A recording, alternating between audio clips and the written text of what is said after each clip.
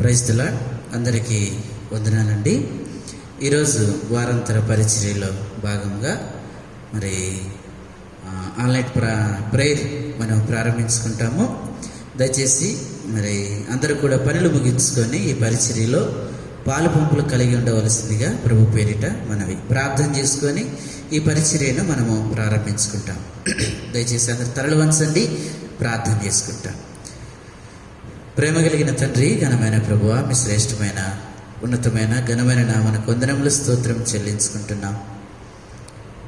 గడిచిన కాలం అంతా మీ కృపలో భద్రపరిచి మీ రెక్కల చాటున ఆశ్రయం కలగజేసి మమ్మల్ని సజీవ లెక్కలో ఉంచి ఈ దినం వరకు మమ్మల్ని నడిపిస్తూ వచ్చిన మీ కృపను బట్టి మీకు వందనములు స్తోత్రములు చెల్లించుకుంటున్నాం. ఈ సమయంలో తండ్రి మరి ఏలేమిని ప్రేమించి మీరు అనుగ్రహించిన వారంతర పరిచర్యలో భాగముగా మరి ఈరోజు ఆన్లైన్ ప్రేయర్ కొరకై ప్రార్థన చేస్తా ఉన్నాం తండ్రి. ఈ పరిచర్య అంతటి ద్వారా మీ నామానికి మహిమకరంగా జరిగినట్లుగా సహాయం చేయండి. పాడబోయే పాటలోను వాక్యములు ఒప్పుకోల్లోను అలాగే ప్రార్థన వాక్యములు మీరు సహాయపడుతారండి. ఈ పరిచర్య ద్వారా మీ నామానికి మహిమ తెచ్చుకోనండి. అలాగే తండ్రి, ఈ పరిచర్యలో మీ దాసులైనటువంటి వారు ప్రభు మీ బిడ్డలు పాలు పంపులు కలిగి ఉండవలసిందిగా ఉన్నారు. అయితే మంచి సమయాన్ని మీరు అనుగ్రహించి ప్రతి ఒక్కరు కూడా ఈ పరిచర్యలో పాలు పంపులు కలిగి ఉండేదాని కొరకై మంచి మనసును మీరు అనుగ్రహిస్తారండి. రీతిగా తండ్రి, ఈ పరిచర్యను మీ కృపగల చేతులకు అప్పచెప్తూ మీ కృపా సత్యాన్ని కోరుకుంటూ ఏ సతి పరిశుద్ధ నామమును బట్టి అడిగి వేడుకొనిచున్నాము తండ్రి, ఆమేన్. మనం ఒక పాట పాడుకుంటాము.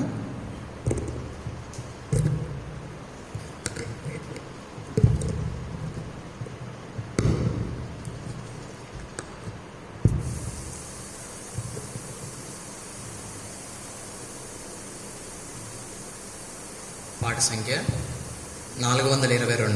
నేను ఘోర పాపిని.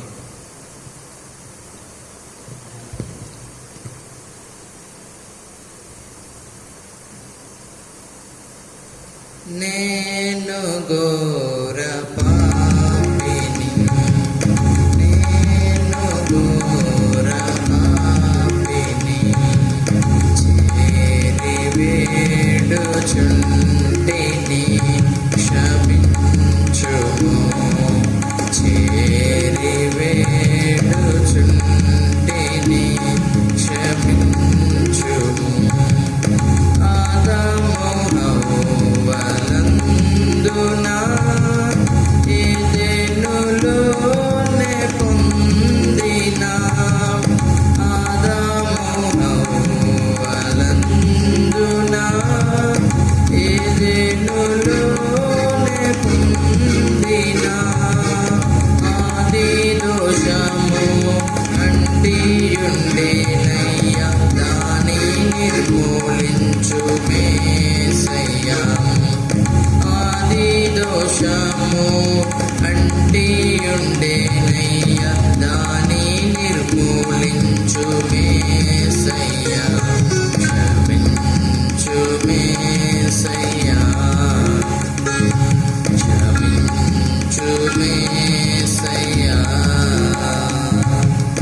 నేను ఘోర పాపిని, నేను ఘోర పాపిని, చేరి వేడుచుంటిని క్షమించుము.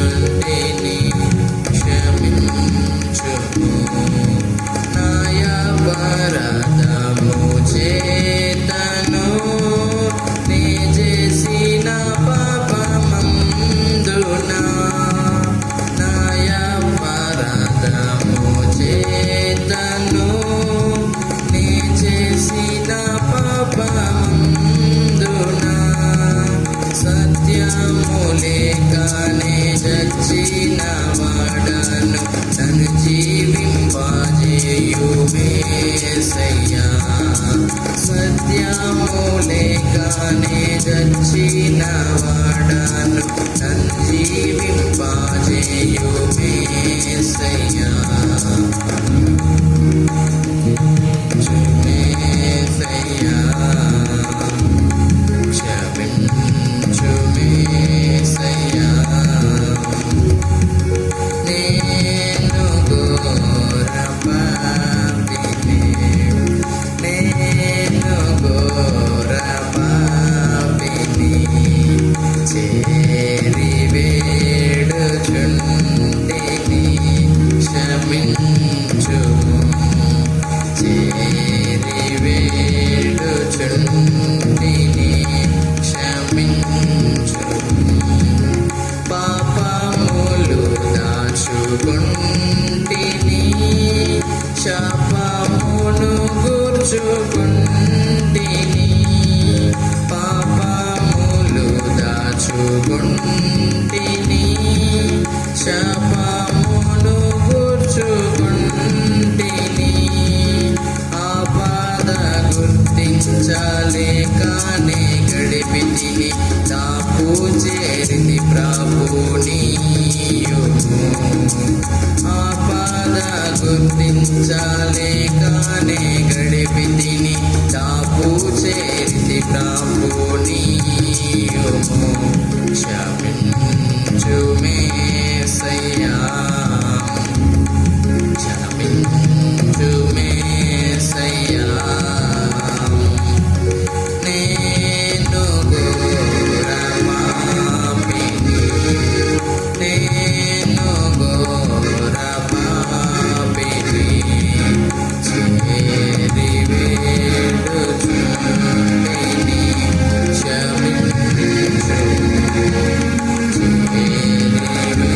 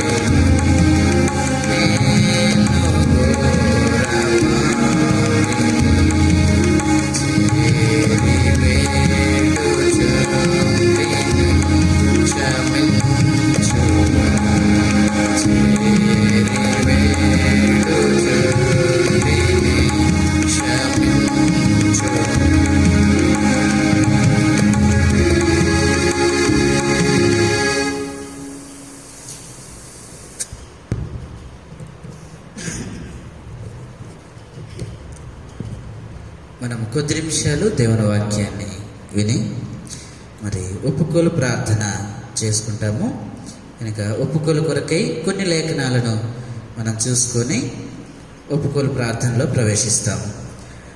పరిశుద్ధ బైబిల్ గ్రంథంలో నుంచి సామెతల గ్రంథము 28వ అధ్యాయం 13వ వచనాన్ని అందరం కలిసి చదువుకుంటాం. 13వ వచనాన్ని అందరం కలిసి చదువుకుంటాం. సామెతల గ్రంథము 28వ అధ్యాయం 13వ వచనం. అతిక్రమములను దాచిపెట్టువాడు వర్ధిల్లడు, వాటిని ఒప్పుకొని విడిచిపెట్టువాడు కనికెరము పొందును.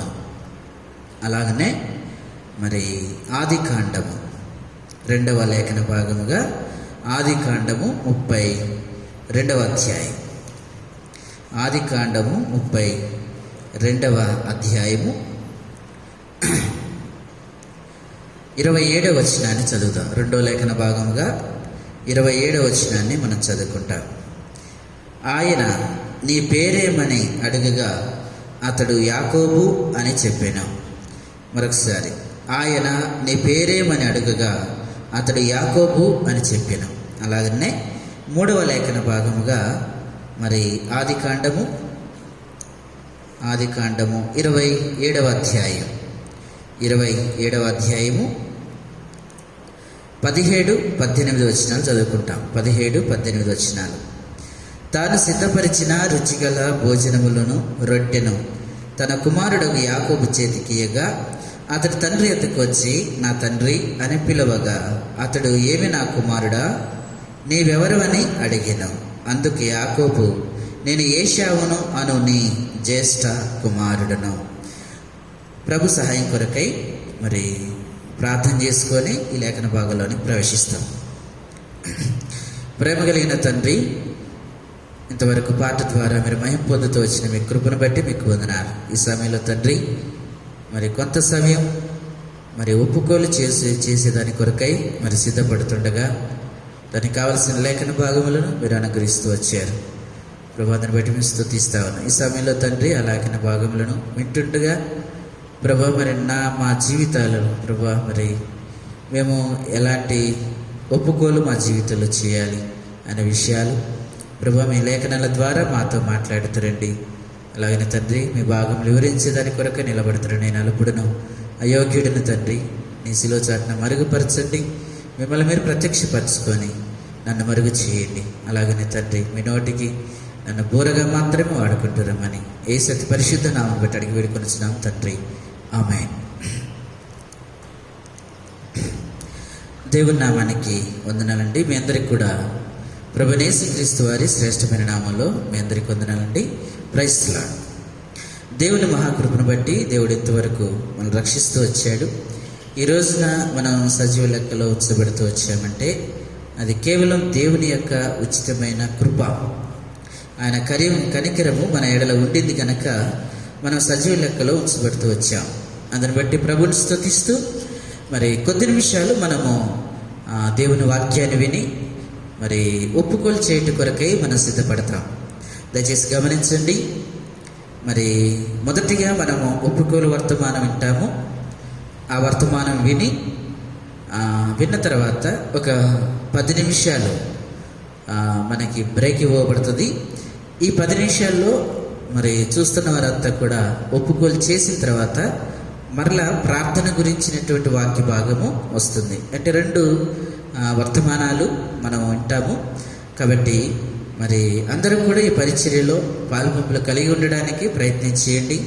మరి ఒప్పుకోలు ఒకటి వినేసి తర్వాత ప్రార్థన చేసుకుందాంలే అనుకోవద్దు. ఈ పరిచర్యల్లో పాలుపంపులు కలిగి ఉంటున్నట్టుగానే మనము భావించాలి. కాబట్టి మొట్టమొదటిగా ఒప్పుకోలు వర్తమానం వింటాం. సరే, మనం చదువుకున్నటువంటి లేఖన భాగంలో 3 రిఫరెన్సులు నేను చదివించాను. ఒకటి సామెతల గ్రంథం 28వ అధ్యాయం 13వ వచనం, మరి ఆదికాండం 32వ అధ్యాయం 27వ వచనం, అలాగే 27వ అధ్యాయము మరి 17-18 వచనాలు చదివించాను. ఈ 3 లేఖన భాగంలో నుంచి మనం కొంత ఒప్పుకోలు చేయట కొరకై కొంత దేవుని వాక్యాన్ని వింటాము. దాని కొరకు సిద్ధపడవలసిందిగా ప్రభు పేరిట మనవి. ఇక్కడ సామెతల గ్రంథం 13వ అధ్యాయము 3వ వచనంలో, అతిక్రమములు దాచిపెట్టువాడు వర్ధిల్లడు, వాటిని ఒప్పుకొని విడిచిపెట్టువాడు కనికరమును పొందును అన్న మాట రాయబడుతూ వచ్చింది. ఎవరు కనికరించబడిన వారు అని చూస్తే, ఎవరైతే అతిక్రమములు దాచిపెట్టుకోకుండా దేవుని ఎదుట ఒప్పుకుంటారో వారు కనికరించబడిన వారు. మరి కనికరించబడటం వల్ల లాభం ఏంటి అంటే, మత్తయి సువార్తలో మనం చూస్తూ ఉంటాం, కనికరించబడిన వారు ధన్యులు, పరలోక రాజ్యము వారిది. కనికరించబడేది దేనికోసము అని అంటే, ఒకసారి మత్తయి సువార్తలో కూడా చూద్దాం. 5వ అధ్యాయము మత్తయి సువార్త 5వ అధ్యాయము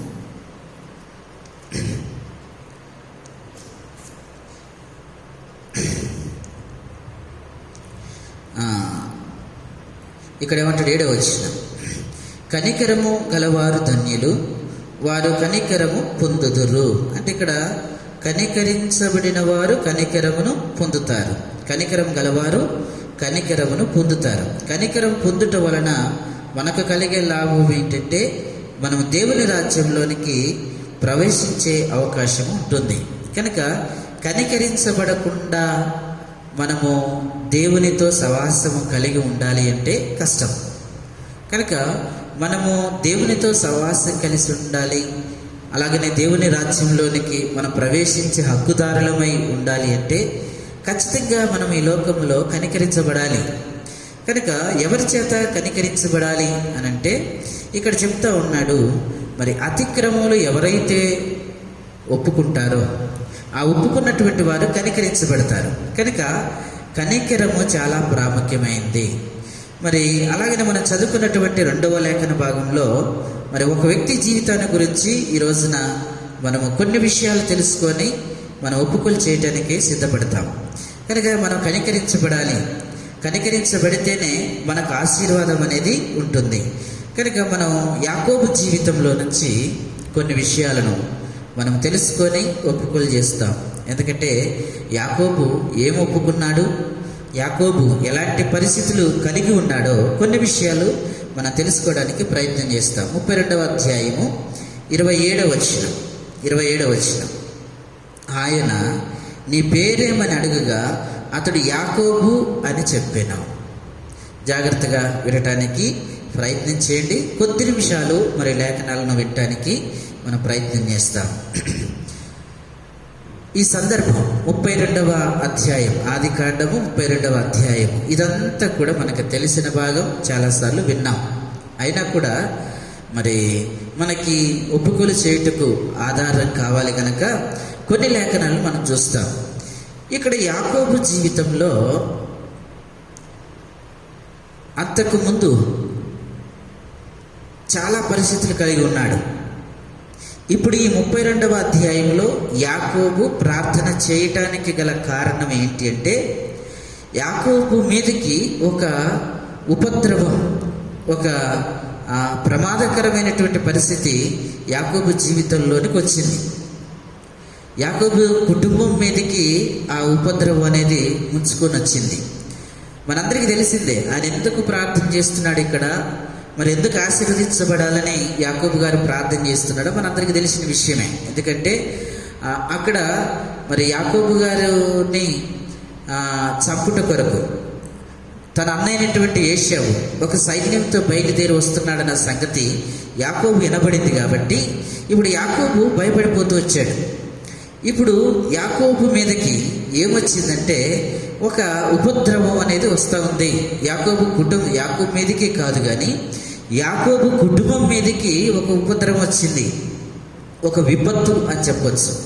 యాకోబు కుటుంబం మీదకి ఒక విపత్తు, యాకోబు మీదకి ఒక విపత్తు రావటంతో ఇప్పుడు యాకోబు గారు పరిగెత్తుకుని ఎక్కడికి వచ్చాడంటే మరి దేవుని సన్నిధికి అనవచ్చు. ఆయన దేవుని సన్నిధిలోనికి వచ్చి ప్రార్థన చేయటం మనం చూస్తూ ఉన్నాం. ఎందుకైనా ప్రార్థన చేస్తున్నాడంటే కారణం ఒకటి, ఆయన కుటుంబం మీదకి ఒక విపత్తు అనేది వచ్చింది. అది ఏ రూపంలో వచ్చిందంటే అన్న అయినటువంటి ఏశావు రూపంలో ఆ విపత్తు యాకోబు మీదకి వచ్చింది. కాబట్టి ఇప్పుడు యాకోబు ఏం ఆలోచిస్తూ ఉన్నాడంటే, అప్పటిదాకా ఆలోచించినటువంటి ఆలోచన అంత వేరు. కానీ ఇప్పుడు ఈ పరిస్థితిలోనికి వచ్చినాక యాకోబు ఆలోచిస్తున్నటువంటి ఆలోచన వేరే. ఏంటి అంటే, ఇప్పుడు నా కుటుంబం మీదకి ఒక ఉపద్రవం వచ్చింది, నా కుటుంబం మీదకి ఒక విపత్తు వచ్చింది, నా మీదకి ఒక విపత్తు వచ్చింది. ఇంతకాలము కూడా అంతకుముందు యాకోబుకున్న పరిస్థితులు ఎలాంటివంటే, గొర్రెలు ఉన్నాయి, మేకలు ఉన్నాయి, ఒంటెలు ఉన్నాయి, గాడిదలు ఉన్నాయి, పనివారు ఉన్నారు, భార్యలు ఉన్నారు, పిల్లలు ఉన్నారు. ఇదంతా కూడా యాకోబు జీవితంలో ఒకసారి చూసినప్పుడు ఇదంతా కూడా ఏమనిపిస్తూ ఉందంటే, యాకోబుకి ఫైనల్ పరిస్థితుల్లో మరి దేవుని సన్నిధానానికి ఒక్కడిగా మిగిలిపోయాడు. ఇప్పుడు అందరిని పంపించేశాడు. విపత్తు అనేది యాకోబు మీదకి రాగానే ఇప్పుడు అందరిని పంపించేశాడు. ఎందుకు అనంటే, కొంతమంది అయినా బ్రతుకుతారేమో అనే ఆలోచనతోనే అందరిని పంపించేసి ఒక్కడిగా మిగిలిపోయాడు. ఇప్పుడు ఒక్కడిగా మిగిలిపోయినప్పుడు యాకోబుకి కొన్ని ఆలోచనలు వస్తున్నాయి. బాగా గమనించాలి. జనరల్గా మనం మంచి చేస్తున్నామో చెడు చేస్తున్నామో ఒక వ్యక్తికి ఎప్పుడు అర్థమవుతుందంటే, ఒంటరిగా ఉన్నప్పుడు మన ఒరిజినాలిటీ అనేది బయటపడుతూ ఉంటుంది. మన ఒరిజినల్ స్వభావం అనేది మనము బయటకు వస్తూ ఉంటుంది. ఎవరు లేనప్పుడు, ఇంట్లో ఎవరు లేనప్పుడు, ఒక్కడిగా ఉన్నప్పుడు అసలు మన ఆలోచన ఏంటి, మనం ఎలాంటి వారమో అర్థమవుతుంది. యాకోబు ఒక్కడిగా మిగిలిపోయినప్పుడు యాకోబు కూడా అసలు నేను ఎలాంటి వాడనో అని అర్థం చేసుకుంటున్నాడు. ఆ ఒక్కడిగా మిగిలిపోయాడు. ఇంతకు ముందంటే కుటుంబము, పనివారు వీరంతా ఉన్నారు, అందరితో కలిసి ఉన్నాడు. అప్పుడు తన పరిస్థితి ఏంటి అనేది తనకు అర్థం కాలేదు. కానీ ఎప్పుడైతే ఒక్కడిగా సపరేట్ అయ్యాడో, ఇప్పుడు ఒంటరిగా మిగిలిపోయినటువంటి యాకోబు జీవితంలో ఇప్పుడు ఆలోచన ప్రారంభమైంది. ఏమి ఆలోచన అంటే, అప్పుడు ఆలోచిస్తూ ఉన్నాడు యాకోబు, నేను సంపాదించిన గొర్రెలు, నేను సంపాదించిన మేకలు, నేను సంపాదించిన గాడిదలు, నేను సంపాదించిన పనివారు, నేను సంపాదించిన భార్యలు, ఇవన్నీ కూడా ఎలా వచ్చాయి అని ఒక్కసారి ఆలోచన చేస్తే, మోసము అనేటువంటి పునాది మీద కట్టబడినదిగా కనబడతా ఉంది యాకోబు జీవితంలో. ఒంటరిగా మిగిలిపోయాడు.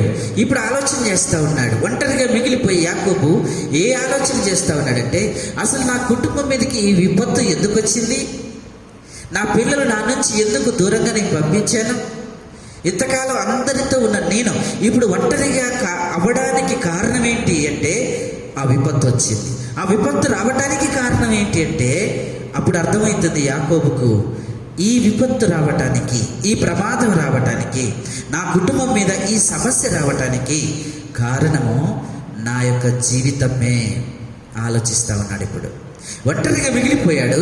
ఇప్పుడు తన జీవితం అంతటిని ఆలోచిస్తూ ఉంటే ఎక్కడ కూడా యాకోబు జీవితంలో మంచిదేది కూడా కనబడట్లేదు. ఒంటరిగా ఉన్నాడు కదా. నేను అందుకే చెప్తున్నాను, ఒంటరిగా ఉంటే మనమేంటనేది మనకు అర్థమవుతుంది. అందరితో కలిసినప్పుడు మనం ఏంటనేది మనకు అర్థం కాదు. కానీ ఒంటరిగా ఎవరు లేనప్పుడు, ఒంటరిగా మిగిలిపోయినప్పుడు మన ఆత్మీయత స్థితి అనేది మనకు ఖచ్చితంగా అర్థమవుతుంది. మనం ఏ విషయం ఎవరికి తెలిసినా తెలియకపోయినా, అన్ని విషయాలు అందరికీ తెలియవు, కొన్ని విషయాలు మనకే తెలుసు. అది కూడా ఒంటరిగా ఉన్నప్పుడు ఒక వ్యక్తి యొక్క మనస్తత్వం అనేది అర్థమవుతుంది. కాబట్టి యాకోబు ఒంటరిగా మిగిలిపోయి ఆలోచిస్తూ ఉన్నప్పుడు తన జీవితం మొత్తం కూడా తన కళ్ళ ఎదుట కనబడతా ఉంది. ఇట్లాంటి పరిస్థితులన్నీ చూస్తూ ఉంటే ఇవన్నీ ఎక్కడి నుంచి వచ్చాయని చూస్తే, ఇదంతా మోసపూరితంగా సంపాదించిందే కదా, మోసపూరితంగా కట్టుకున్నదే కదా, మోసము అనేటువంటి పునాది మీద నా కుటుంబాన్ని కట్టాను కదా.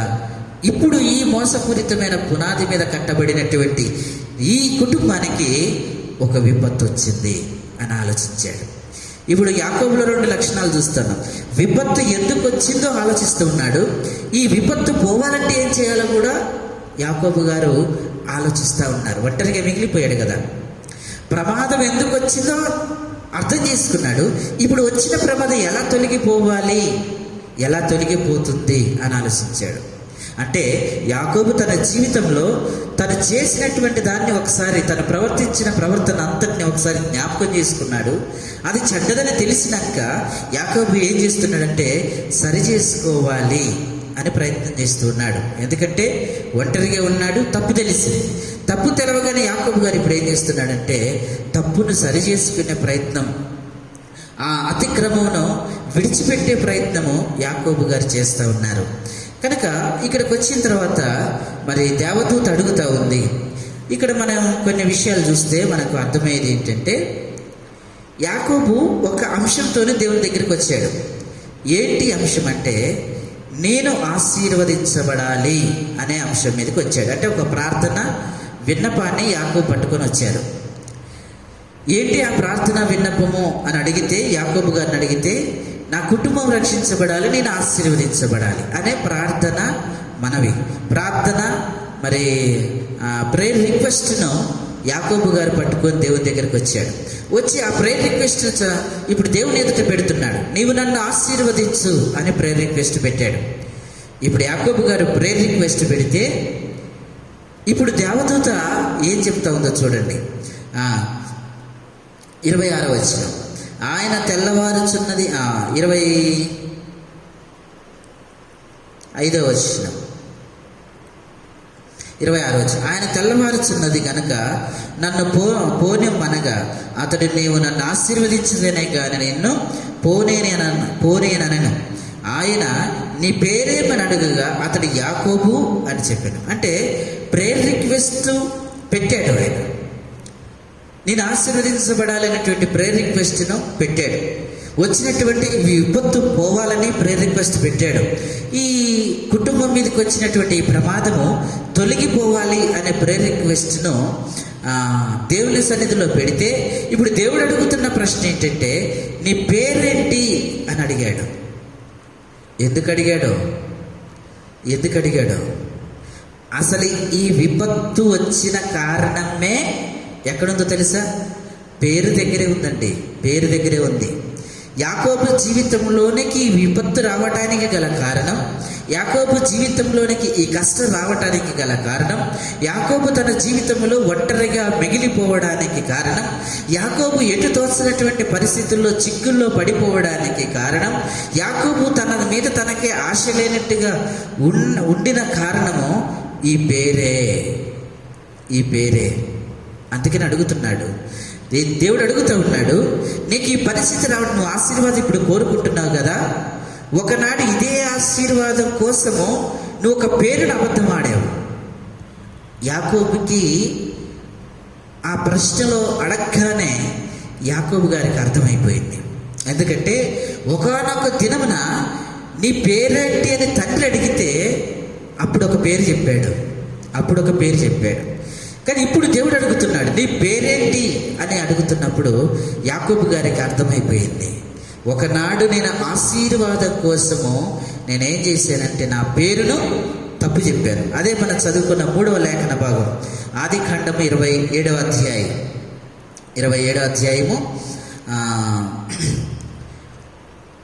18-19 వచ్చినాలు చదువుతాం. 18-19 వచ్చినాలు. అతడు తన తండ్రి యొద్దకు వచ్చి నా తండ్రి అని పిలవగా అతడు ఏమి నా కుమారుడా నీవెవరవని అడిగిన. అందుకు యాకోబు నేను ఏశావునను నీ జ్యేష్ఠ కుమారుడను. ఎక్కడ చెప్పాడండి? ఈ సందర్భం ఏంటి? ఇది కూడా ఆశీర్వదించబడే సందర్భమే. తండ్రి దగ్గర ఆశీర్వాదాలు తీసుకునే సందర్భమే. ఇప్పుడు మనం చదువుకున్న 32వ అధ్యాయంలో కూడా ఆశీర్వాదానికి సంబంధించినదే. అయితే అక్కడ ఆశీర్వాదము ఇక్కడ ఆశీర్వాదం ఉన్నప్పటికీ దేవుడు 32వ అధ్యాయంలో నీ పేరేంటని అడిగాడు. ఎందుకు అడిగాడంటే అంతకుముందు తన జీవితంలో ఆశీర్వాదం పొందేటప్పుడు తన పేరును నిజాయితీగా చెప్పలేదు. ఇక్కడ 27వ అధ్యాయం 18వ వచనం చదువుతున్నాం. అతడు నీవెవరవని అడిగాను. నీవెవరవని అంటే అర్థం ఏంటి? నీ పేరేంటి అని అర్థం. అప్పుడు ఈయన అంటున్నాడు, యాకోబు అంటున్నాడు, నేను ఏశావును నీ జ్యేష్ఠ కుమారుడును, నీవు నాతో చెప్పిన ప్రకారము చేసి ఉన్నాను. ఇక్కడ యాకోబు చెప్తున్నాడు, నీ పేరేంటి నాయన అని తండ్రి అడిగితే నా పేరు ఏశావు అని చెప్తున్నాడు. ఎందుకు ఈ పేరు చెప్తున్నాడంటే ఆశీర్వాదం పొందాలి, తండ్రి యొద్ద నుంచి అన్నకు వచ్చేటటువంటి ఆశీర్వాదాలన్నీ కూడా నేనే పొందుకోవాలని మోసపూరితంగా యాకోబు తన పేరును దాచిపెట్టి నా పేరు ఏశావు అన్నాడు. కానీ ఒంటరిగా మిగిలిపోయిన తర్వాత యాకోబు జీవితంలో తనను తాను పరీక్ష చేసుకున్న తర్వాత తనకు అర్థమైంది ఏంటంటే, ఇప్పుడు నా కుటుంబం విపత్తు రావటానికి కారణం నా పేరే. ఎందుకంటే నేను నా తండ్రి ఎదుట నా పేరును మార్చి చెప్పాను. ఇప్పుడు అదే ఆశీర్వాదం కోసం ప్రార్థన చేస్తున్నప్పుడు కూడా దేవుడు అడిగాడు, ఇప్పటికైనా బ్రతుకు మారిందా యాకోబు జీవితంలో అని దేవుడు ఆలోచిస్తున్నాడు. అందుకని అడుగుతున్నాడు, నీ పేరేంటయ్యా? నువ్వు అక్కడ ఒక పేరు చెప్పావు, మరి నాకు అర్థం కావటం లేదు, నీ పేరేంటి? అప్పుడు అంటున్నాడు, ఆయనకి వెంటనే జ్ఞానోదయం అయింది. ఒకనాడు భౌతిక సంబంధమైన ఆశీర్వాదాలు కోసం నా తండ్రి దగ్గర నేను నా పేరును మార్చి చెప్పాను. దాన్ని బట్టి ఇప్పుడు ఏమొచ్చింది? నా కుటుంబం మీదకి విపత్తు వచ్చింది, నా కుటుంబం మీదకి శ్రమ వచ్చింది, నా కుటుంబం మీదకి బాధలు వచ్చాయి, నేను ఒంటరిగా మిగిలిపోతూ వచ్చాను. అయితే ఇప్పుడు దేవుడు అడుగుతున్నాడు, నీ పేరేంటి? అప్పుడు అంటున్నాడు యాకోబు నిజాయితీగా, నా పేరు యాకోబు. యాకోబు అనే పేరుకి అర్థము ఏమిటండి? యాకోబు అనే పేరుకి అర్థం ఏంటి? మోసగాడు. అప్పుడు మోసం చేయటకు పేరు మార్చి చెప్పాడు. కానీ ఇప్పుడు సందర్భం వచ్చేసరికి తను తాను ఒంటరిగా ఉన్నప్పుడు పరీక్ష చేసుకున్న తర్వాత ఇప్పుడు యాకోబు చెప్తున్నాడు, నా పేరు యాకోబు. నేను మోసగాడిని అని తెలుసుకున్నాడు, నేను మోసం చేశాను అని తెలుసుకున్నాడు. ఎంతటి మోసకరమైన జీవితం అంటే యాకోబు జీవితంలో మనం చూస్తాం. ఎంతటి మోసకరమైన జీవితమో. యాకోబు ఎలాంటి విషయాల్లో మోసం చేశాడు? ఒక 6 సంగతులు మనం గబగబ చదువుకొని ముగించుకుంటాం. ఒక 6 సంగతులు. యాకోబు దేవుని ఎదుట ఏమి ఒప్పుకుంటున్నాడు? యాకోబు దేవుని ఎదుట మరి దేన్ని కప్పుకోకుండా మరి దాన్ని ఒప్పుకోవడానికి ప్రయత్నం చేస్తున్నాడంటే, అంతకు ముందు కప్పుకున్నవన్నీ ఇప్పుడు విప్పుతున్నాడు. ఇంతకీ ఆయన ఎలాంటి మోస పరిస్థితిలో ఉన్నాడు? అసలు యాకోబు అనే పేరుకి అర్థము ఇప్పుడు ఒప్పుకుంటున్నాడు. నేను మోసగాడిని తండ్రి, నా పేరు యాకోబు, నేను మోసగాడిని. ఎందుకంటే ఇప్పుడు సందర్భం వచ్చింది.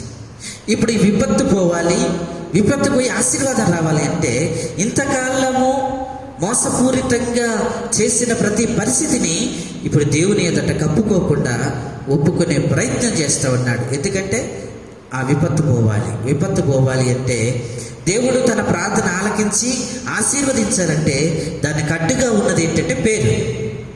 ఇప్పుడు దేవుడు ఆశీర్వదించాలంటే అడ్డుగా ఉన్నది పేరు. ఒకప్పుడు ఒక పేరు చెప్పావు, ఇప్పుడు ఏ పేరు చెప్తున్నావు? ఆశీర్వాదం అడిగావు, సరే, అక్కడ ఆశీర్వాదం అడగటానికి అక్కడ వేరే పేరు చెప్పావు, ఇక్కడ కూడా నువ్వు ఆశీర్వాదం అడుగుతున్నావు. అయితే నువ్వు ప్రార్థన రిక్వెస్ట్ పెడుతున్నావు. అయితే ఒరిజినల్గా నీ పేరేంటి? స్వభావ సిద్ధముగా నీకున్న పేరేంటి? నాకు అది చెప్పు. ముందు ఆ పేరు కావాలి. అయితే యాకోబు ఏమి తడుపుకోకుండా ఒకప్పుడు చేసినటువంటి పొరపాటును మరలా చేయటానికి ఇష్టపడట్లేదు. కానీ వెంటనే చెప్పాడు, నేను మోసగాడిని, నా పేరు యాకోబు అని చెప్పాడు. కనుక యాకోబు జీవితంలో ఎలాంటి మోసంలో ఉన్నాడు, ఎలాంటి విషయాలు ఒప్పుకుంటున్నాడో ఒకసారి 6 సంగతులు మనం చూస్తాం. 27వ అధ్యాయంలో నుంచే మనం ఒక 6 సంగతులను మనం చూస్తాం. మొట్టమొదటిగా యాకోబు ఏ మోసంలో ఉన్నాడో మనం చూస్తాం. ఆదికాండము 27వ అధ్యాయము 14-15 వచనం చదువుతాం. అతడు వెళ్ళి వాటిని తన తల్లి యొద్దకు తీసుకొని వచ్చెను. అతని తల్లి అతని తండ్రికి ఇష్టమైన రుచిగల భోజనములను సిద్ధపరిచెను. మరియు తన జ్యేష్ఠ కుమారుడకు ఏశావుటకు సొగసైన వస్త్రములు తన ఇంట తన యొద్ద ఉండెను గనుక రిబ్కా వాటిని తీసి తన చిన్న కుమారుడకు యాకోబుకు తొడిగించెను.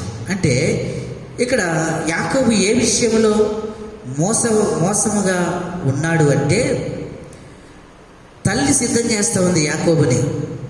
మీ అన్న వేటకి వెళ్ళాడు, ఈ లోపున వెళ్ళి మీ తండ్రి దగ్గర ఆశీర్వాదాలన్నీ తీసుకొని రా అని చెప్తే, ఇప్పుడు ఆశీర్వాదం పొందటానికి ఏం చేస్తున్నాడంటే కొంత వేషధారణ ప్రారంభించాడు యాకోబు గారు.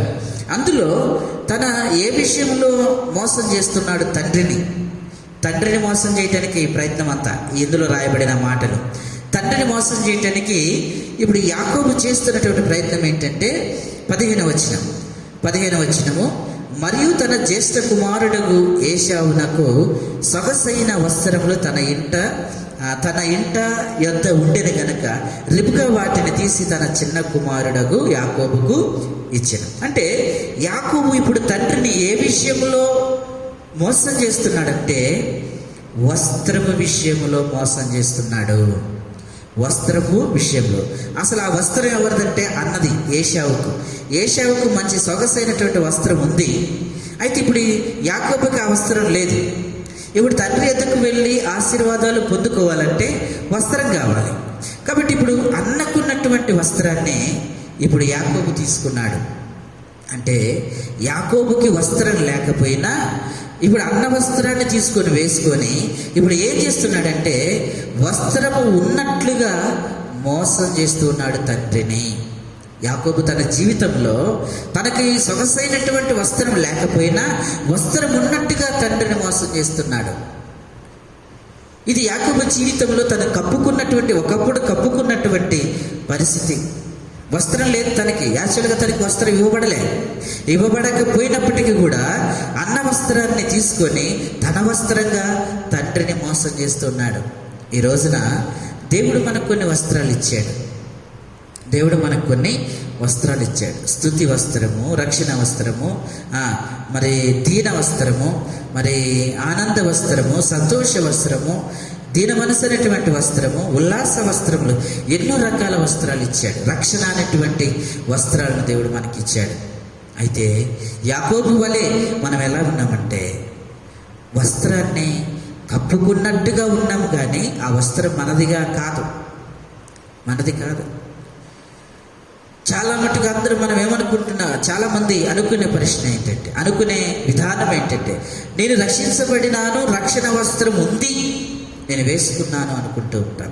కానీ రక్షణకు సంబంధించినట్టుగా రక్షణ వస్త్రాన్ని ధరించుకున్న వ్యక్తికి ఉన్నటువంటి లక్షణాలు మనలో ఉన్నాయంటే కొంచెం కష్టమే.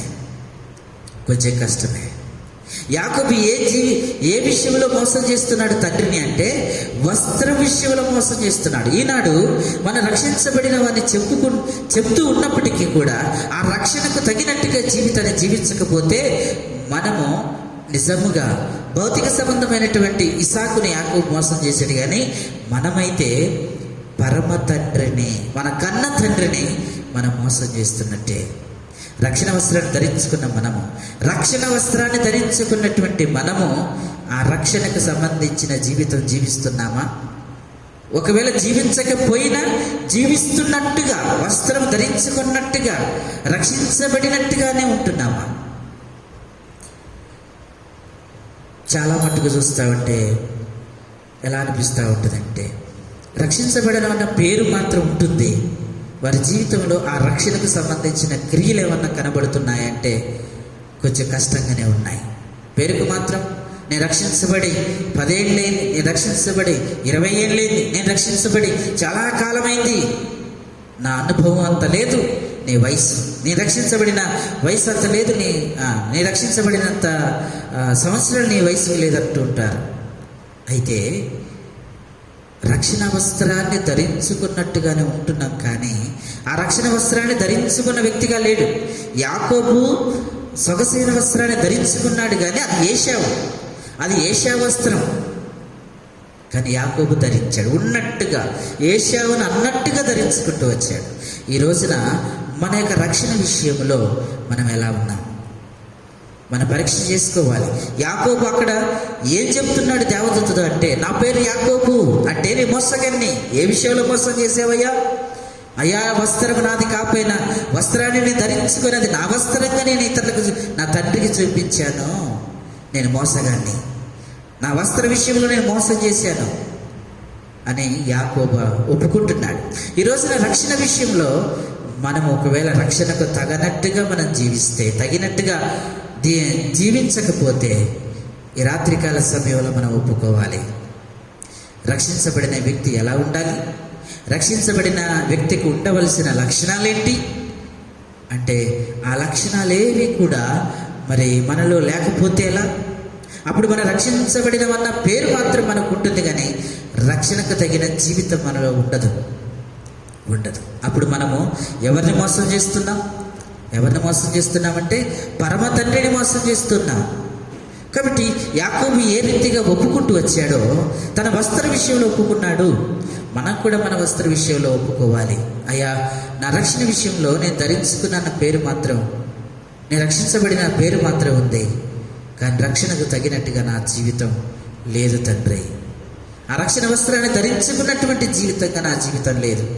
అయితే నేను ఇతరులకు మాత్రం రక్షించబడిన వాడిగా మోసం చేస్తున్నాను, రక్షించబడిన వాడిగా కనబడుతున్నాను. కానీ ఒంటరిగా ఆలోచిస్తే, ఒంటరిగా మిగిలిపోయి మనల్ని మనం పరీక్ష చేసుకుంటే అప్పుడు మనకు అర్థమవుతుంది, నేను ధరించుకున్న రక్షణ వస్త్రానికి నేను తగినట్టుగా జీవిస్తున్నానా అనేది అర్థమవుతుంది. యాకోబు ఒంటరిగా మిగిలిపోయి తనను తాను పరీక్ష చేసుకున్నప్పుడు యాకోబుకు తెలిసింది ఏంటంటే, ఆనాడు నేను ధరించుకున్నటువంటి వస్త్రాన్ని, నేను ధరించుకున్న పేరుంది కానీ అది నా వస్త్రం కాదు, ఆ వస్త్రానికి తగిన వాడను నేను కాదు, నేను మోసం చేశాను నా తండ్రిని అని దేవుని ఎదుట ఒప్పుకుంటున్నటువంటి వాడిగా ఉన్నాడు. కనుక ఈ రోజున మనము కూడా మనకిచ్చినటువంటి రక్షణ విషయంలో మనం ఎలా ఉన్నామో, ఒకవేళ యథార్థంగా ఉంటే దేవుని స్తుతించాలి, ఒకవేళ యథార్థంగా లేకపోతే దేవుని సన్నిధిలో ఒప్పుకోవాలి. అయ్యా నిజమే, యాకోబు ఏ రీతిగా రక్షణ సొగసైన వస్త్రం లేకపోయినప్పటికీ ఉన్నట్టుగా మరి వేరే వస్త్రాన్ని, అన్న వస్త్రాన్ని తీసుకుని తండ్రిని మోసం చేశాడు. అలానే నా జీవితంలో కూడా తండ్రి, ఒకవేళ రక్షణ వస్త్రాన్ని ధరించుకున్నటువంటి వాడిగా కనబడుతున్నప్పటికీ వ్యక్తిగతంగా నా జీవితాన్ని నేను పరీక్ష చేసుకుంటే ఆ వస్త్రాన్ని ధరించుకున్నట్టుగా నేను మోసంలో ఉంటూ వచ్చాను.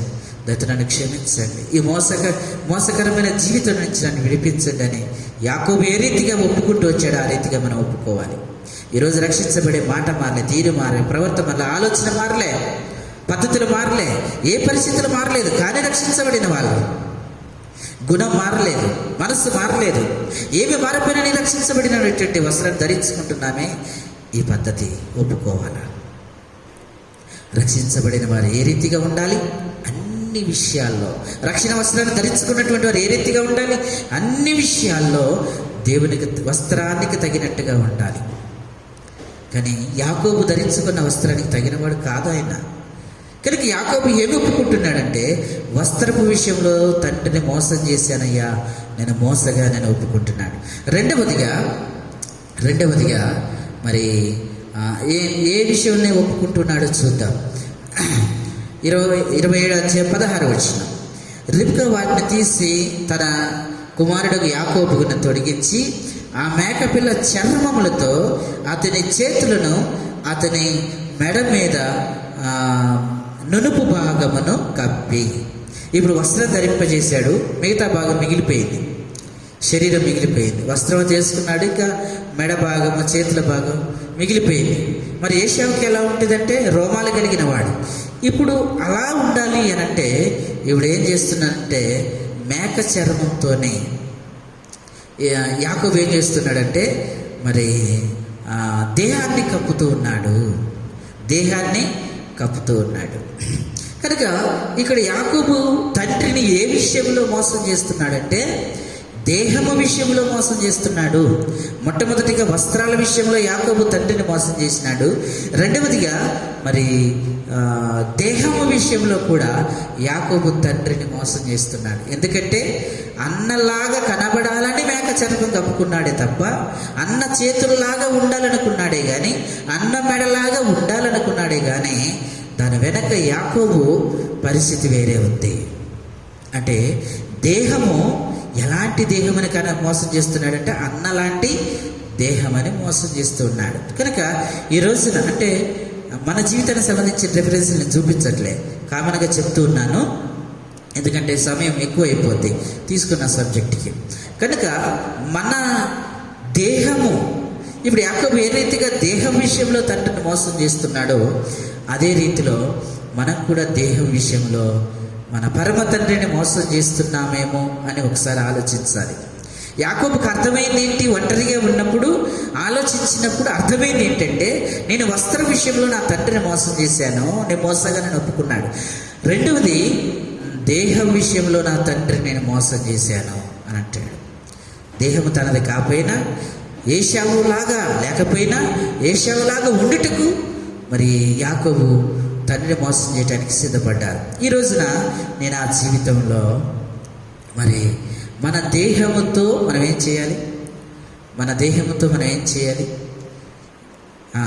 మీ దేహముతో మీ దేవుణ్ణి ఘనపరచాలి. అంటే సజీవ యాగముగా మీ అవయములను దేవునికి సమర్పించుకొనుడి అని అంటాడు. మనము ఏం చేస్తూ ఉంటామంటే, నేను బ్రతుకుట క్రీస్తు, అయినా ఏదొచ్చినా పర్వాలేదు, నేను చచ్చినా చస్తాను అని అంటూ ఉంటాం. కానీ ఏదన్నా వస్తే దేవుణ్ణి కూడా విడిచిపెట్టడానికి వెనకాడం. దేవుణ్ణి కూడా. కారణం ఏంటి? పేరుకు మాత్రం ఇదంతా దేవుడిదే. ఏది? దేవుడిచ్చినటువంటి కనులు, దేవుడిచ్చిన చెవులు, దేవుడిచ్చిన దేహము, దేవుడిచ్చిన అవయవాలు, దేవుడిచ్చిన ప్రతిదీ కూడా అది దేవునిదే అని చెప్పుకుంటూ ఈ దేహాన్ని ఏం చేస్తున్నామంటే, దేవుని కొరకు సమర్పించకుండా వేరే దాని కొరకు మనము ఈ శరీరాన్ని వాడుతున్నాం. దేవుడు ఎందుకు ఇచ్చాడు ఈ అవయవాలన్నిటినంటే, నేను అంతకుముందు చెప్పినట్టున్నాను, దేవుడు ఇవన్నీ దేనికోసం మనకి ఇచ్చాడంటే, దీని ద్వారా దేవునికి మహిమ రావాలి. ఈ దేహము ద్వారా దేవుణ్ణి మహిమపరచాలని, మన నాలుకతో స్తుతించాలని, మన చేతులతో తన పని చేయాలని, తన పని కొరకు సాగాలని మన కాళ్ళు ఇచ్చాడు కదా. అందుకని అంటాడు, సువార్త చేయువాని పాదములు ఎక్కడ కనపడుతున్నాయంట? సియోను కొండ మీద కనపడుతున్నాయి. పాదాల గురించి ఎందుకు చెప్తున్నాడంటే, ఆ దేహముతో దేవుని ఘనపరచాలి. అయితే ఈ దేహం కోసము, ఈ దేహాన్ని మనం ఏం చేస్తున్నాం అంటే, నేను దేవుని కొరకు దేవుడే నాకు ఇచ్చాడని చెప్తున్నాం, కానీ దీన్ని వేరే దాని కొరకు వాడుతూ ఉన్నాం. దేవుని పని విషయం చేయవలసిన దేహం వేరే పని చేస్తుంది. దేవుని ఆలోచనలు చేయవలసినటువంటి దేహం వేరే ఆలోచనలు చేస్తుంది. దేవుని మాటలు మాత్రమే మాట్లాడవలసినటువంటి నాలుక వేరే మాటలు మాట్లాడుతూ ఉంది. దేవుని పని మాత్రమే చేయవలసినటువంటి దేవుని చేతులు వేరే పనులు చేస్తూ ఉన్నాయి. పేరుకు ఏమనుందంటే, యాకోబు అన్నలాగా దేహాన్ని మార్చాడు, కానీ లోన మొత్తం ఏముందంటే మోసపూరితంగా కనబడుతుంది. కనుక మనము కూడా యాకోబు ఏ రీతిగా ఒప్పుకుంటూ వచ్చాడు, నేను దేహం విషయంలో నా తండ్రిని మోసం చేశాను, ఏశాము దేహం అని చెబుతూ మోసపూరితమైన దేహాన్ని కలిగి ఉన్నాను అని ఒప్పుకున్నాడు. సరిదిద్దుకుడు. ఎందుకు అంటే, తన మీదకి వచ్చినటువంటి విపత్తు పోవాలంటే ఇవన్నిటిని ఒప్పుకోవాలి. తనకు వచ్చినటువంటి ప్రమాదం తొలగిపోవాలంటే ఏ విషయంలో మన తండ్రిని మోసం చేస్తున్నామో ఆ విషయంలో నుంచి మనం బయటికి రావాలి.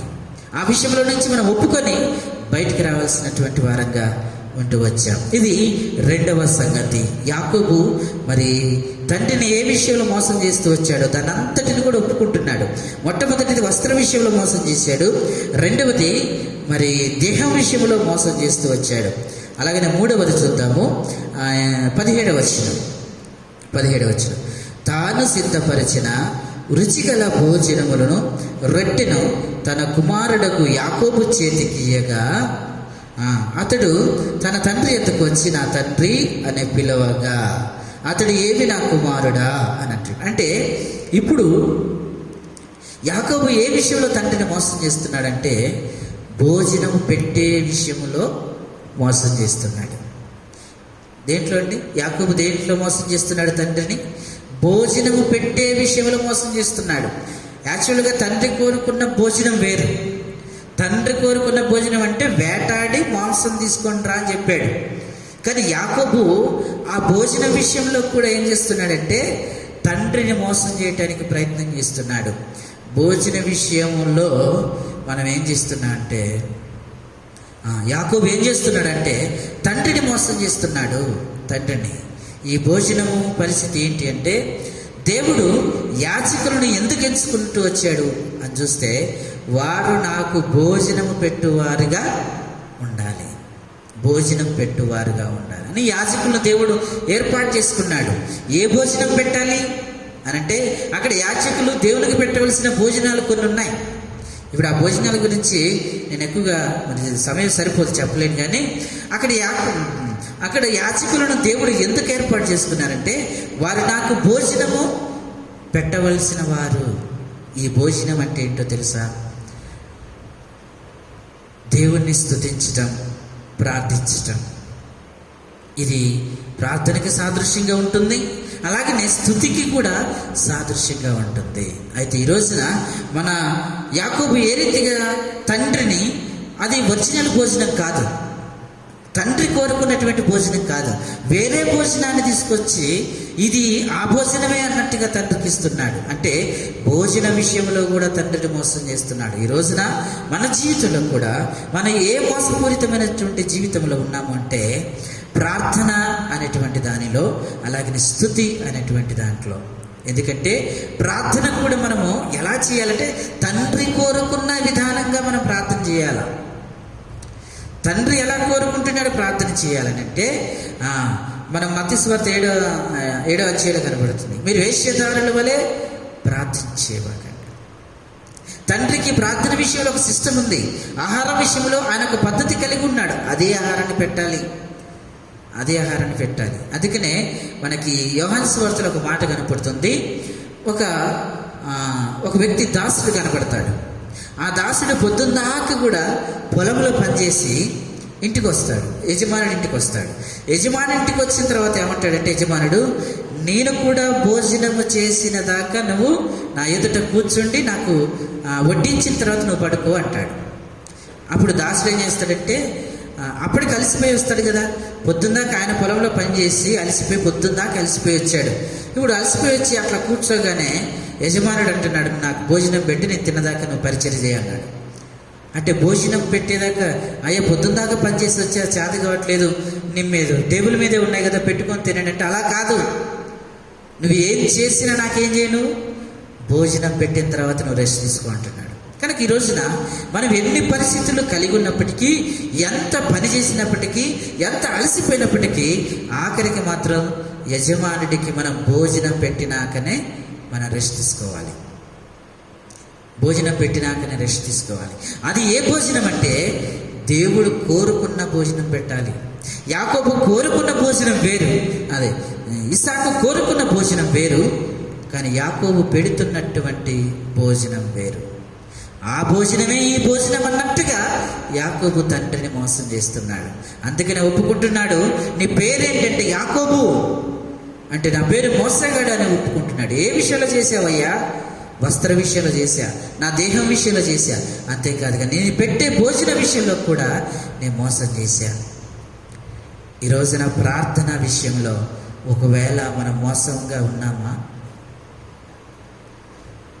చాలా మట్టుకు ప్రార్థన చేస్తున్నామా అని అడిగితే చేస్తున్నామని అంటున్నాం, కానీ వ్యక్తిగతంగా మనము ఒంటరిగా ఉన్నప్పుడు మన ఆత్మీయ జీవితాన్ని పరిశీలన చేసుకున్నప్పుడు అర్థమవుతుంది మనం ఏం చేస్తున్నామా అనేది అర్థమవుతుంది. ప్రేయర్ రిక్వెస్ట్లు ఉన్నాయి, ఎన్నో ప్రేయర్ రిక్వెస్ట్లు ఇవ్వబడుతున్నాయి. ప్రతి ప్రార్థన కోసమై చాలా పరిస్థితులు ఇస్తున్నాం. అంతేకాదు మరి చైన్ ప్రేయర్ గొలుసు ప్రార్థన లిస్టులు వస్తున్నాయి. అయితే ప్రార్థన చేస్తున్నామా చేయట్లేదా అనేది అది ఎవరికి తెలుస్తుంది అంటే మనకే తెలుస్తుంది. మనకి ఇవ్వబడిన సమయం పలాని సమయం. అయితే ఆ సమయాన్ని మనము ఒకవేళ ప్రార్థన కొరకు కేటాయించకపోతే, ఆ భోజనం పెట్టే సమయంలో భోజనం పెట్టకపోతే, దేవుడు కావలసినటువంటి భోజనం కోరుకుంటున్నాడు ఆయన. కాబట్టి మన జీవితంలో మనము దేవుడు కోరుకున్నటువంటి భోజనం పెట్టామా, మోసపూరితమైనటువంటి భోజనాన్ని పెట్టామా?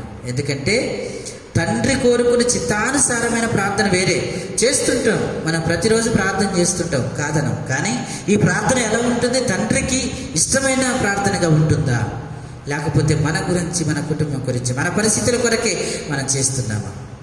ఒకవేళ అలా చేస్తే అది దేవునికి ఇష్టం లేని భోజనం. దేవునికి ఇష్టమైన భోజనం ఏమిటంటే తండ్రి కోరుకున్న ఆహారం పెట్టడమే చిత్తమైంది. అందుకనే ఒక యోబు జీవితంలో చూస్తాము ప్రార్థన ఎలా చేస్తున్నాడు. సమూయేలు జీవితంలో చేస్తుంటాడు. మీ నిమిత్తం ప్రార్థన చేయకపోవడం వలన పాపము చేసిన వాడిని అవుతాను. కనుక భోజనం విషయంలో యాకోబు ఏం ఒప్పుకుంటున్నాడు అంటే, భోజన విషయంలో నా తండ్రిని నేను మోసం చేశాను అని ఒప్పుకుంటున్నాడు. అదే రీతిలో నేను కూడా ఈ రాత్రికాల సమయంలో మన ప్రార్థన అనేటువంటి భోజన విషయంలో మనం ఎంత యథార్థంగా ఉన్నాం? దేవుడు కోరుకున్న భోజనాన్ని మనం పెట్టామా గడిచిన కాలం అంతా? లేకపోతే ఏదో చేస్తున్నాంలే అంటే చేస్తున్నట్టుగానే ఉన్నామా? ఏదో పెట్టాంలే, పచ్చడి మెతుకులైనా తినేస్తాడు దేవుడు అని పెట్టామా? మనం పరీక్ష చేసుకోవాలి. ఒకసారి ఎవరికి వారంగా వ్యక్తిగతంగా పరిశీలన చేసుకుంటే, యాకోబు వలె పరీక్ష చేసుకుంటే, ఒంటరిగా మిగిలిపోయిన యాకోబు ఏ రీతిగా పరీక్ష చేసుకుంటున్నాడో అదే రీతిలో మనం పరీక్ష చేసుకుంటే మనకు అర్థమవుతుంది. ఇది మూడవది. యాకోబు జీవితంలో తన ఏ పరిస్థితిని ఒప్పుకుంటున్నాడంటే, మరి ఆహార విషయంలో ఒప్పుకుంటున్నాడు. నాలుగవదిగా చూద్దాము, 18-19 వచనం ఇందా చదువుకున్నదే. ఏమంటాడు? నీవెవరు? 18 అతడు నా తండ్రి ఎద్దకు వచ్చి నా తండ్రి అని పిలువగా అతడు, ఏమి నా కుమారుడా, నీవెవరినాడు అడిగాను. అందుకు యాకోబు, నేను ఏశావును, నీ జ్యేష్ఠ కుమారుణ్ణి. అంటే ఇక్కడ పేరును అబద్ధం ఆడాడు. అంటే పేరును కూడా కప్పుకున్నాడు, పేరు కూడా మోసంగా చెప్తూ వచ్చాడు. ఆయన పేరు యాకోబు, ఆ పేరును దాచేసి ఏశావు అని చెప్పాడు. ఏశావు అంటే ఏంటి? ఎర్రనివాడు కదా, ఎర్రనివాడు. ఏశావు అని చెప్తూ వచ్చాడు పేరు. అతనికి ఉన్నటువంటి పేరు ఏంటంటే యాకోబు. అంటే పేరు విషయంలో కూడా మోసం చేశాడు కదా, మోసం చేశాడు. అందుకనే ఇప్పుడు అక్కడ ఒప్పుకుంటున్నాడు. నీ పేరేంటి అని అంటే, ఒకనాడు ఏశావు అన్నాడు, కానీ ఇప్పుడు ఏమంటున్నాడంటే నా పేరు యాకోబు అంటున్నాడు. యాకోబు అంటున్నాడు. నిజంగా యాకోబు జీవితంలో తన యథార్థతను ఒప్పుకుంటున్నాడు. తన నిజ స్వభావాన్ని, తన స్వభావానికి తగినట్టుగా ఒప్పుకుంటున్నాడు. ఈ రోజున మనము కూడా ఒకవేళ ఏ పేరును ఒప్పుకుంటున్నాం దేవుని సన్నిధిలో? ఏ పేరు? మోసగాడని ఒప్పుకుంటున్నామా? నేను అన్ని విషయాల్లో పర్ఫెక్ట్ అని ఒప్పుకుంటున్నామా? ఏమంటాడు అక్కడ? సుంకరి పరిసయ్యులు ఇద్దరు ప్రార్థన చేయటకు మందిరానికి వెళ్తే, ఒక వ్యక్తి ప్రార్థన, పరిసయ్యుడి ప్రార్థన ఎలా ఉందంటే, కప్పుకునేటటువంటి పేరు అక్కడ. అంటే నేను మంచివాడను అనే పేరును చెప్తున్నాడు. పరిసయ్యుడు ఏం చెప్తున్నాడంటే, నేను మంచివాడను, నీతిమంతుడని చెప్తున్నాడండి. అంతే కదా, నేను వారానికి 2 సార్లు ఉపవాసం ఉంటా, దశంభాగం ఇస్తాను, అన్నీ చేస్తాను, ఇగో అతని వలె ఉంది, ఈ సుంకరి వలె అని పేరు, సుంకరి పేరుని ఎత్తుతూ వచ్చాడు. పరిసయ్యుడు ఏ పేరుని దేవునికి చూపిస్తున్నాడంటే, నేను నీతిమంతుడనే పేరుని దేవునికి చూపిస్తున్నాడు. కానీ మరి సుంకరి అయితే అలా చూపించట్లే. ఆయన పేరు ఒరిజినల్ పేరు ఒప్పుకుంటూ వచ్చాడు సుంకరి. ఏమన్నాడు? పాపినైన నన్ను కరుణించి, అంటే నా పేరు పాపి అని ఒప్పుకుంటూ వచ్చాడు. కానీ పరిసయ్యుడు మాత్రం ఏం చేస్తున్నాడంటే, తన పేరును మరి నీతిమంతుడిగా దేవునికి పరిచయం చేస్తున్నాడు. కనుక యాకోబు తన జీవితంలో ఏ విషయంలో మోసం చేశాడు అని కన్నా చూస్తే పేరు విషయంలో. అయితే ఇప్పుడు ఆ పేరు విషయంలో యథార్థతలోనికి వచ్చాడు. అయ్యా నిజమే, నేను ఇంతకాలము ఏశావు అని చెప్పి నా తండ్రి మోసం చేశాను, కానీ నా పేరు యాకోబు, నేను మోసగాన్ని అని చెప్తూ వచ్చాడు. ఈ రోజున మనం కూడా మన పేరును యథార్థంగా ఒప్పుకోవాలి. అంటే మనం ఏ స్థితిలో పడిపోయాం? ఒకవేళ తండ్రి విషయంలో మోసం చేసి మోసగాడిగా ఉండిపోయామా? అయితే తండ్రిని మోసగాడిని ఒప్పుకోవాలి, మన పేరును ఒప్పుకోవాలి. మనం మోసం చేసినామని తెలిసినప్పటికీ కూడా మన మోసాన్ని దాచి, అయ్యా నన్ను పరిశుద్ధినిగా పరిచయం చేసుకోవద్దు. మన యథార్థమైన మన ప్రవర్తన బట్టి మనకి ఏ పేరు కలిగి ఉందో మనం దాన్ని ఒప్పుకోవాలి. అందుకని చాలామంది చేస్తూ ఉంటారు, నేను నీచుడను, పనికిరాని వాడను, ఎన్నిక లేనటువంటి వాడినయ్యా, నా ప్రవర్తన, నా ఆలోచన విధానం అంతటిని బట్టి నేను ఎన్నిక లేనటువంటి వాడనని ప్రార్థన చేస్తూ ఉంటారు. ఎందుకంటే అది నిజమైనటువంటి పేరు. కనుక యాకోబు ఏ విషయంలో మరి తన యొక్క అతిక్రమములు విడిచిపెడుతున్నాడంటే, పేరు విషయంలోనే మోసం చేశాను అని ఒప్పుకుంటున్నాడు. ఇది 4వది. 5వది చూద్దాము. 5వది మరి 20వ వచనం. 5వది 20వ వచనం. అప్పుడు ఇస్సాకు, నా కుమారుడా, ఇంత శీఘ్రముగా అది నీకెట్లు దొరికినని అడగగా, అతడు నీ దేవుడైన యెహోవా నా ఎదుటకు దాన్ని రప్పించుట చేతనే అని చెప్పాను. ఏం చేస్తున్నాడంటే ఆ భోజన పదార్థాలు తీసుకొచ్చాడు. ఇప్పుడు తండ్రి అడుగుతున్నాడు, ఇంత శీఘ్రంగా నీకు ఎట్లా దొరికిందయ్యా ఏశావు అని అడిగితే అక్కడ చెప్తున్నాడు. ఏ మాట అంటే చాలా బ్యూటిఫుల్ వర్డ్, నీ దేవుడైన యెహోవా నా ఎదుటికి దాన్ని రప్పించుట చేతనే అని చెప్పాడు. అంటే ఇప్పుడు యాకోబు తండ్రిని ఏ విషయంలో మోసం చేస్తున్నాడంటే మాటల విషయంలో మోసం చేస్తున్నాడు. మాటల విషయంలో మోసం చేస్తున్నాడు. తెచ్చిందేమో దొడ్లో నుంచి తీసుకొచ్చినాడు. చెప్పండి, తండ్రికి మాత్రం ఏమని చెప్తున్నాడంటే యెహోవా నీ దేవుడైన యెహోవా నా ఎదుటికి దాన్ని రప్పించాడు. అంటే ఇప్పుడు మాటలతోనే తండ్రిని మోసం చేస్తున్నాడు. దేవుడే రప్పించాడు నా ఎదుటికని ఏం చేస్తున్నాడంటే తండ్రిని మోసం చేసిన బ్రతుకు యాకోబు జీవితంలో కనబడుతుంది. ఈ రోజున నేను ఆ జీవితంలో కూడా మరి ఇటువంటి పరిస్థితి మనం కలిగి ఉంటే, మాటల విషయంలో ఒకవేళ మనం తప్పిపోతే, మాటల విషయంలో మనము ఒకవేళ మన యొక్క పరిస్థితిని బట్టి మోసంగా ఉంటే, ఈ రాత్రికాల సమయంలో యాకోబు ఏ రీతిగా ఒప్పుకుంటూ వచ్చాడో ఆ రీతిగా మనం కూడా ఒప్పుకోవాలి. మన మాటల విషయంలో ఒకవేళ తండ్రిని మోసం చేశామా, ఎన్నో అబద్ధాలు ఆడుతూ, ఎన్నో బూతులు మాట్లాడుతూ, ఎన్నో పరిస్థితులు మాట్లాడుతూ మనం తిరిగి వచ్చి దేవుని ఎదుట మనల్ని మనము అయ్యా తండ్రి అబ్బా అని మొరపెడుతున్నాం. అంటే అక్కడేమో ఆ మాటలు, ఇక్కడికి వచ్చేమో ఈ మాటల. అంటే మాటల విషయంలో యాకోబు తండ్రిని మోసం చేసిన వాడిగా కనబడుతున్నాడు. కనుక నేను ఆ జీవితంలో మనం దేనిని ఒప్పుకోవాలి అంటే, మన మోసపూరితమైన మాటలు ఏమన్నా ఉంటే, ఒకవేళ బయట పరిస్థితులకు ఒక రకంగా, క్రైస్తవంలో నీకు వచ్చిన ఒక రకంగా, ఈ రెండింటిని ట్రాలీ చేస్తే మనం మోసగాళ్ళమే. బయట మాట్లాడే మాటలు మాట్లాడుతూ మరలా దేవునిలోకి వచ్చి మరలా దేవునికి సంబంధించినటువంటి మాటలు మాట్లాడుతూ ఉంటే అప్పుడు మనం మోసగాళ్ళమే ఖచ్చితంగా. కనుక అటువంటి జీవితాన్ని మన మాటల విషయంలో ఎలా ఉన్నాం, అలాగనే మరి యాకోబు జీవితంలో ప్రవర్తన విషయంలో కూడా తండ్రిని మోసం చేశాడు. ఇప్పుడు ఎలా బిహేవ్ చేస్తున్నాడు? తండ్రి దగ్గరికి వెళ్ళి ఎలా బిహేవ్ చేస్తున్నాడంటే ఏశావులాగానే బిహేవ్ చేస్తున్నాడు. అంటే ప్రవర్తించడం ఎలా ప్రవర్తిస్తున్నాడు? యాకోబు జీవితంలో ఇది 6వది ప్రవర్తన, 5వది మాటలు, 6వది ఏంటంటే ప్రవర్తన. ఇప్పుడు తండ్రి దగ్గర ప్రవర్తన ఎలా ఉందంటే ఏశావులాగా ఉంది, కానీ ఏశావా కాదు, యాకోబు. కనుక మన జీవితంలో కూడా మన ప్రవర్తన ఎలా ఉంది, వ్యక్తిగతంగా మన ప్రవర్తన ఎలా ఉంది అది గమనించాలి. వ్యక్తిగతంగా ఏశావు ప్రవర్తన కలిగిన మనము కనబడటానికి మాత్రము, యాకోబు ప్రవర్తన కలిగిన మనము కనబడటానికి ఏశావు వలె ప్రవర్తించడం అనేది, అది ఇక్కడ యాకోబు చేస్తున్న ప్రయత్నం అదే. కనుక మన ప్రవర్తన విషయం, వ్యక్తిగతంగా మనం వేరే ప్రవర్తన ఉంటుంది, అలాగనే బయటకు వచ్చేసరికి వేరే ప్రవర్తన ఉంటుంది. యాకోబు ఏమొప్పుకుంటున్నాడంటే నా తండ్రి దగ్గర నేను ప్రవర్తించిన ప్రవర్తనే మోసకరమైనటువంటి ప్రవర్తన.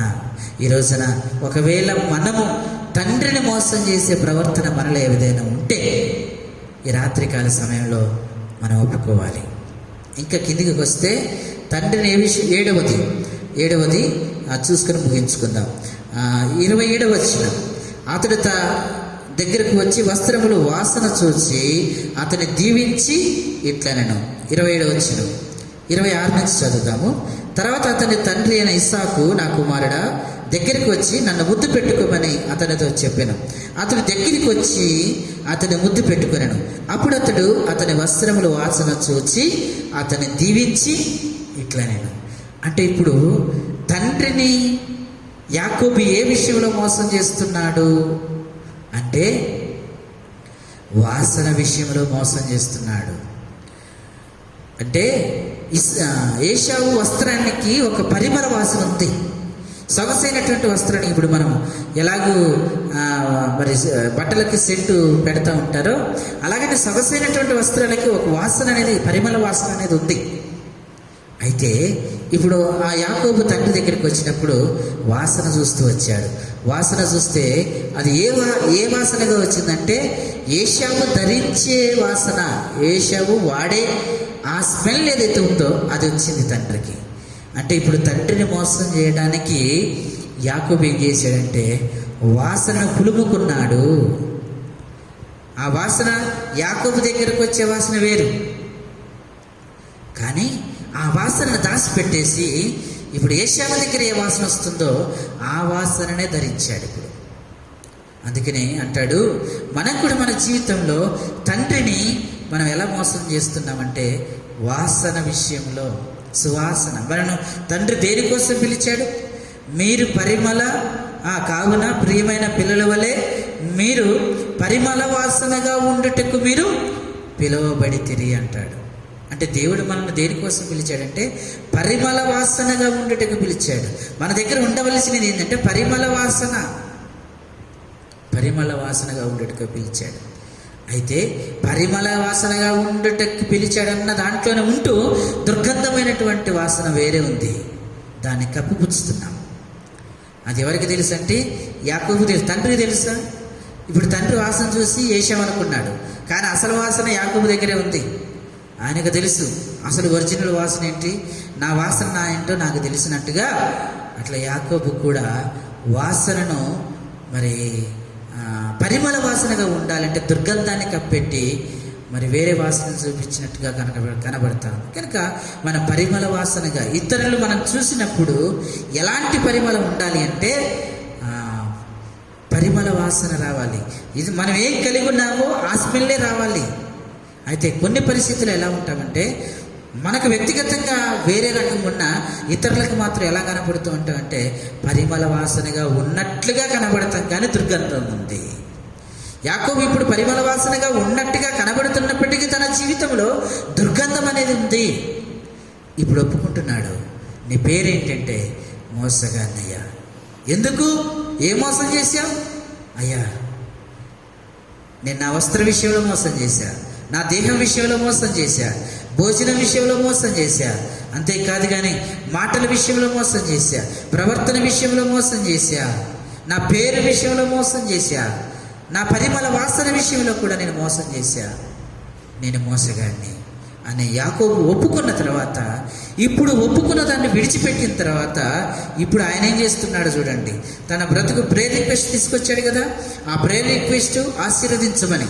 ఇప్పుడు ఏ విషయాలైతే తను కప్పుకుంటూ వచ్చాడో ఆ విషయాలన్నీ ఒక్క పదములో యాకోబు గారు ఒప్పుకున్నాడు. ఆ తర్వాత ఇప్పుడు ఏం చేయబడ్డాడు? 28 వచ్చిన అప్పుడు ఆయన, నీవు దేవునితోనూ మనుషులతోనూ పోరాడి గెలిచితివి కనుక ఇక మీదట నీ పేరు ఇశ్రాయేలే కానీ యాకోబు అనబడదు. ఇప్పుడు యాకోబు కాస్త ఇప్పుడు ఎలా మార్చబడ్డాడు? ఇశ్రాయేలుగా, అంటే దేవునితో పోరాడువాడు. అంటే ఇప్పుడు ఆశీర్వాదంలోనికి వచ్చేసాడు. ఇప్పుడు ఆ కప్పుకున్నటువంటి ఆ జీవితాన్ని మొత్తాన్ని దేవుని సన్నిధిలో ఒప్పుకున్నాడు. ఇప్పుడు కనికరించబడ్డాడు. కనికరించబడిన తర్వాత ఇప్పుడు ఏం చేయబడుతున్నాడంటే ఆశీర్వదించబడుతున్నాడు. ఇప్పుడు ఆయన ప్రేయర్ రిక్వెస్ట్ దేవుడు తీసుకున్నాడు. ఆయన ఒరిజినల్గా ఆయన పేరు ఒప్పుకున్న తర్వాతనే జరిగింది. ఇప్పుడు ఆయన ఎప్పుడు ఆశీర్వాదం వచ్చిందంటే ఒరిజినల్ పేరు ఒప్పుకున్న తర్వాతనే ఆశీర్వాదం వచ్చింది. కనుక నేను ఆ జీవితంలో మనం కొంత సమయం అయితే ప్రార్థనలోనికి వెళ్తాం, అనేక అంశాలు ప్రేయర్ రిక్వెస్ట్లు దేవుని దగ్గర తీసుకొస్తాం. అయితే ఆ రిక్వెస్ట్లు అంగీకరించబడాలి అంటే ఇప్పుడు మన జీవితాన్ని యాకోబు ఏ రీతిగా ఎన్ని విషయాల్లో తన జీవితాన్ని ఒప్పుకుంటూ వచ్చాడో అదే రీతిలో నీవు నేను కూడా ఒప్పుకొని మరి అతిక్రమలు దాచిపెట్టకుండా మనం ఒప్పుకుందాం. నిజాయితీగా ఒప్పుకొని వాటిని విడిచిపెట్టి ప్రార్థన చేస్తే ఆ ప్రార్థన దేవుడు వింటాడు. ఆ రీతిగా దేవుడు మనకు సహాయపడను గాక. రండి మనం కొంత సమయం ఒప్పుకోలు చేద్దాము. ఒక 10 నిమిషాలు మరి బ్రేక్ ఇవ్వబడుతుంది. ఈ 10 నిమిషాల్లో మరి ఉన్నటువంటి వారందరూ కూడా ఒప్పుకోలు చేయడానికి ప్రయత్నం చేయండి. 10 నిమిషాల తర్వాత మరలా నేను 10 నిమిషాల తర్వాత మరలా నేను ఒప్పుకోలు చేసి మరి ప్రార్థన వర్తమానాన్ని వింటాము. కనుక మనము ఒప్పుకోల్లోనికి ప్రవేశిస్తాం. రండి అందరం మోకరించండి.